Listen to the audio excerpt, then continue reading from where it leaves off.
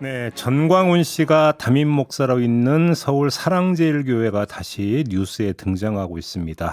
장위 19역 재개발조합으로부터 무려 500억 원의 철거 보상금을 받게 됐다는 소식인데요. 자, 이 소식 교계에서 어떻게 지금 지켜보고 있고 또 어떻게 듣고 있는지 궁금해서 한 분 연결해 보도록 하겠습니다. 교회개혁 실천연대 사무국장을 맡고 있는 이헌주 목사 전화로 만나봅니다. 나와 계시죠? 네, 안녕하세요. 네, 교육실천연대 이현주입니다. 네, 안녕하세요, 목사님. 500억 네. 보상금 받는다는 소식 듣고 어떤 생각 드셨어요, 목사님은? 네, 이거 보통 분들이 알박기라고 하지 않습니까? 네, 이에 대해서 형법에서는 부당이득죄를 적용했더라고요. 이렇게 부당이득을 챙기려는 사람들이 교회 다니는 사람이라는 점에서 저 또한 교회를 다니는 사람으로서 매우 부끄럽고요. 네, 특히 법을 잘 지키는 사람이 손해를 보고 법을 안 지키는 사람이 이득을 취하는 이번에 그 불공정한 일이 교회를 통해서 일어난 점에 대해서 많은 시민과 청취자분들께 죄송하다는 말씀드립니다. 그리고 한 가지 더 말씀드리고 싶은 것은 네, 근본 사건이 신앙의 승리로 미화돼서는 절대로 안 된다. 즉 신앙과 기도로 500억을 받은 것이 아니라 네. 공정하지 않고 부당하게 이득을 취한 것이라고 하는 이 지점을 좀 짚고 싶습니다.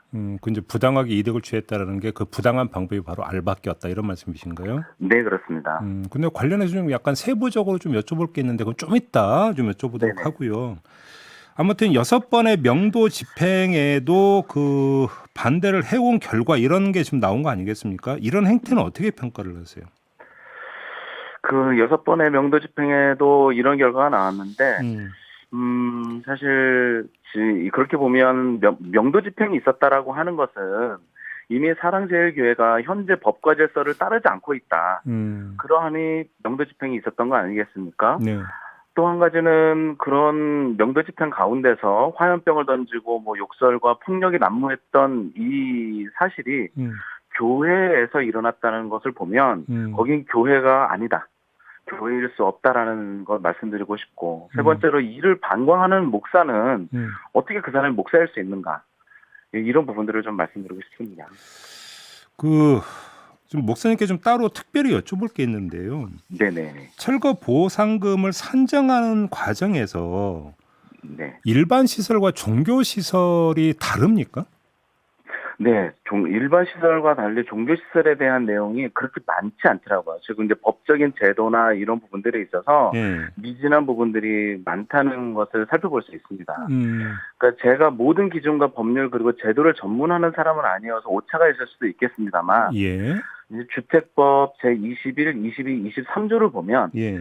재개발 사업진의 일정 부분 이상 토지를 확보했을 경우 나머지 토지를 강제로 수용할 수 있도록 하고 네, 있습니다. 그렇죠. 예. 그러니까 그러면서 이제 알박기에 대한 부분을 방지할 수 있게 한 것이거든요. 음, 그런데 개발로 인해서 이전하게 되는 종교시설에 대한 보상 규정이 뚜렷하게 보이지 않는다라고 하는 것이죠. 어, 그래서 이제 일반적으로 보면 종래의 목적, 그러니까 기본적인 종교시설의 목적대로 사용할 수 없게 된 경우 이전비를 보상하거나 아니면 새롭게 건축을 해주거나 해야 되는데, 예.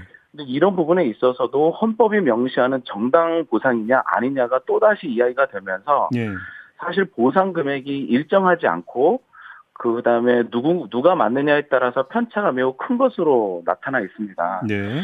이제 서울시에서 2009년 발표한 뉴타운 종교시설 관련 지침을 찾아보니까 어, 종교시설에 대한 이전 대책이 없는 경우 예. 이제 우선적으로 존치하거나 아니면 건축 비용, 임시 장소, 이전 비용을 모두 조합해서 부담한다라고 명시되어 있어요. 예. 근데 이게 법률적인 보상 기준이 없어서 서울시가 이제 나름대로의 지침을 만든 것으로 보이는데, 이 부분도 들여다보면 조합 측이 매우 불리하게 되어져 있죠. 어떻게 해요? 그러니까 조합 측에서 건축 비용이나 임시 장소 이전 비용을 다 부담하도록 되어져 있는 겁니다. 예. 서울시는 관련 지침들도 말이죠. 음, 그래서 제가 보기에는 이에 대한, 특히 종교시설에 대한 적절한 기준을 만들어야 되는 것이 아닌가. 그렇지 않으면 이번 사건과 유사한 알박기 사건들이 뭐 교회뿐만이 아니라 뭐 사찰이나 성당 다른 종교 시설 안에서도 또 다시 반복적으로 일어날 수 있는 일이다. 뭐 이런 지점들을 조금 깊이 있게 생각해 봐야 되는 것 아닌가라는 생각입니다. 근데 이 보상을 보상 금액을 선정하는 과정에서 토지나 건물에 대한 보상은 뭐 당연히 있어야 되는 것이겠지만 네네네. 어떤 그 교회 안에 어떤 뭐라고 할까요? 뭐 십자가라든지 여러 어떤 뭔가 그 물품이라든지 이런 것들이 있을 수 있지 않습니까? 네네네네. 이런 것들 같은 경우도 보상 대상이 됩니까? 어떻게 되는 겁니까? 네, 그것들도 보상 대상이 사실은 되거든요. 그러니까 과거 이제 관례들을 보니까 예. 그렇다면 과연 그것을 취득할 때 있는 비용으로 산정해야 될지 아니면 새롭게 지어진 곳으로 이전하는 것의 비용으로 산정해야 될지 아니면 새롭게 사는 비용으로 산정을 해야 될지 이제 이런 내용에 대해서도 사실 공식적으로 명시된 바가 없어요. 네. 그러니까 그것들을 어떻게 합의하느냐에 따라서 결과물이 달라질 수 있는데 그러다 보니 이제 보상 금액에 대한 편차가 자연스럽게 생겨나는 것이죠. 이제 교회 안에 있는 분들, 종교시설 안에 있는 분들은 이게 성물이니까 매우 귀중하게 가치를 높게 측정할 것이고 또 일반적으로 그것을 생각하는 분들에 있어서는 그냥 보통의 이제 취득할 때 아니면 이전하는 비용을 아주 가볍게 산정할 터이니 여기에 대한 편차와 간격이 매우 크다라고 볼 수 있겠습니다. 그러니까 예를 들어서 십자가 같은 경우는 뭐 일반 사람 입장에서는 이거 하나의 물품으로 봐갖고 감가상각 해가지고 얼마 산정 이게 이제 근데 교회 입장에서는 무슨 소리냐 이건 성물인데 그렇죠. 말이 안 된다 이런 식으로 나올 수 있다라는 말씀이십니까? 네, 그렇습니다. 세부적으로 들어가니까 여러 가지가 좀 점검되고 정비가 돼야 될 필요가 있겠네요. 그러면. 네, 그렇죠. 근데 알겠습니다. 그런 부분들에 대한 합의된 어떤 규제나 제도 이런 부분들이 없는 것이죠. 그리고 하나 더 여쭤보고 싶은 게요. 이 500억 보상금은 교회로 가는 겁니까? 정광훈 담임 목사에게 가는 겁니까? 어떻게 되는 겁니까? 지금 현재 상황으로 본다면 예. 보통 일반적으로 교회 재산은 교인 모두의 것이에요. 예.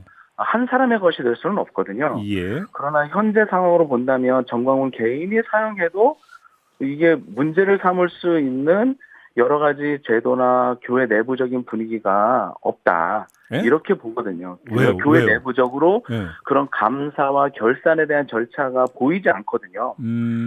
그렇다라고 한다면 그것이 정광훈 개인이 임의적으로 사용한다라고 했을 때 예. 그것을 막을 수 있는 안전장치가 과연 교회 안에 있느냐. 사실 지금으로 봐서는 없다라고 생각이 됩니다. 일반적으로 교회는 감사를 하고 결산을 하도록 되어 있거든요. 네. 그런데 그런 재정 운영의 결과를 공개하지 않는 것은 교회 공동체, 교인들 모두가 함께 이 재산을 관리하고 운영하는 것이 아니라 특정인의 결정에 따라 지금 사용하고 있구나 이렇게 볼 수 있는 것이죠. 감사 결산의 주체는 누가 돼요? 교회 같은 경우는? 그런 교인 모두가 함께 해야만 합니다. 아, 그래요? 예, 왜냐면 그 재산 자체가 운영의 주체가 교인에게 있기 때문에 네. 한 개인에게 있는 것이 아니라 그리고 뭐 교회마다 재정부서라고 해서 실무 담당 부서가 있기는 하지만 그 실무 담당 부서도 교인을 대표해서 위임받은 범위 내에서 하는 것이지 의무적으로 할 수 있는 것은 아니거든요. 그런데 이제 이러한 체계가 과연 지금 사랑제일교회라고 부르는 이곳에 있는가? 결국에는 제 개인적인 소견이지만 결국에는 정광훈 씨 의미대로 사용할 가능성이 매우 높다. 이렇게 볼 수 있겠습니다. 그러면 설령 그런다 하더라도 이것을 다시 검증하거나 막을 방법이 없다 이런 말씀이십니까? 네, 그렇습니다. 와, 그렇군요. 예. 목사님 연결한 김에 지난 7월에 이 정광훈 씨가 신자들 앞에서 자신의 아들에게 사랑제일교회를 세습할 것이다 이렇게 공표를 했다고 하던데. 네, 그렇습니다. 들으셨어요, 목사님도? 네, 그렇습니다. 어떻게 평가하세요?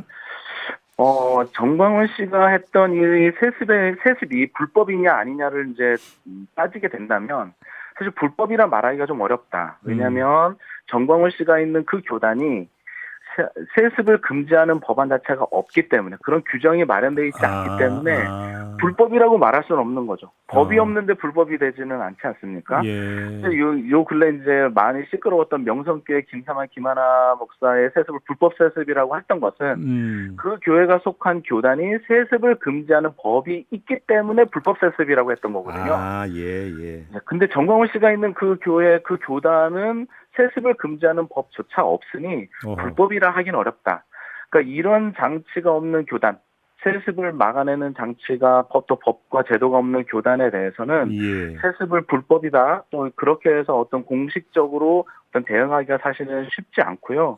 결국 목사 개인의 양심과 교인들의 어떤 의식 전환으로 인해서 도덕과 윤리적으로 다루어야 하는 지점인데 이런 지점도 사실 현재적으로 드러나는 것을 보면 사랑제일교회에 이런 것을 요구하기가 어렵다라는 생각이 듭니다. 결국은 그러면 교인들이 어떻게 대응하지 않고서는 방법이 없다 이런 말씀이시네요. 예, 그렇죠. 일반적으로 보면 이런 문제가 있을 때 이제 어쩜 대표자가 바뀌는 거잖아요. 예. 이제 세습이라고 하는 것이 예. 이런 대표자가 바뀔 때 그 당 안에 있는 교인들 모두의 어떤 동의를 얻어요. 한 3분의 2 이상의 동의를 얻어야 하는 절차가 일반적인데 현재로서 보면 뭐 사랑제일교회는 당연히 이 모든 과정을 자연스럽게 처리하지 않을까. 그러면 세습이라는 것도 자연스럽게 진행되지 않을까라는 생각이 듭니다. 그러면 그 보상금 받게 되는 것 중에서 만약에 이전하고 이러면서 남는 차익이 있다면 그것도 세습이 되는 겁니까 그러면? 네, 그렇게 되겠죠. 그리고 아시다시피 이게 종교 시설에서 갖고 있는 헌금의 모습으로 되어져 있기 때문에 네. 이제 뭐 상속세나 이런 부분들이 전혀 발생하지 않으니까요. 아, 상속세도 발생을 안 한다.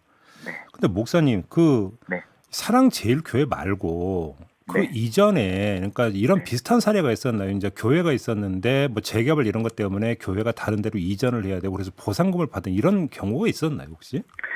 네, 실제로 재개발을 할 때 뭐 이전 비용에 대해서 보상을 받는다거나 아니면 그 현재 지역에서 새롭게 교회를 건축하거나 하는 일들이 과거에도 없었던 일은 아닙니다. 그때 보통 이제 통례적으로 어떻게 했는지 혹시 좀 기억하시는 게 있었어요?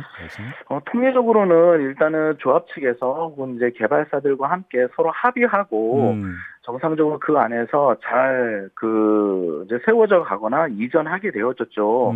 왜냐하면 교회가 갖고 있는 기본적인 생각이 그래도 시민 사회 속에서 나름대로 의미를 가지고 이거는 저희들은 좀 이제 사회적 정당성이라고 말을 하는데 교회가 사회적 정당성을 이룰 때 사실 뭐 전도도 되지 아니하고 또 이제 교인들도 그 가운데서 부담을 느낄 수밖에 없거든요. 그렇죠, 그렇죠. 그러니까 결국에는 그런 여러 가지 의미에서 볼 때 조합 측과 뭐 격렬하게 싸우거나 이렇게 문제를 일으키는 것이 아니라 적절한 선에서 합의를 보고 그 가운데서 교회가 계속해서 그 자리에 있거나 아니면 이전해서 교회로서의 모습을 유지했는데 지금의 사랑제일교회의 모습을 보면 전혀 그런 기미가 보이지 않는다라고 말씀드리고 싶고요. 아시다시피 그 건물 자체가 불법 건축물도 또 평수를 가지고 있는 건물인데 사실 이런 모든 면에 있어서 이번에 500억을 받는다라고 하는 것은 매우 부당하다 이렇게 생각이 듭니다. 네, 알겠습니다. 말씀 여기까지 들어야 될 것 같네요. 고맙습니다. 네, 감사합니다. 네, 지금까지 교회개혁 실천연대 사무국장을 맡고 있는 이현주 목사와 함께했습니다.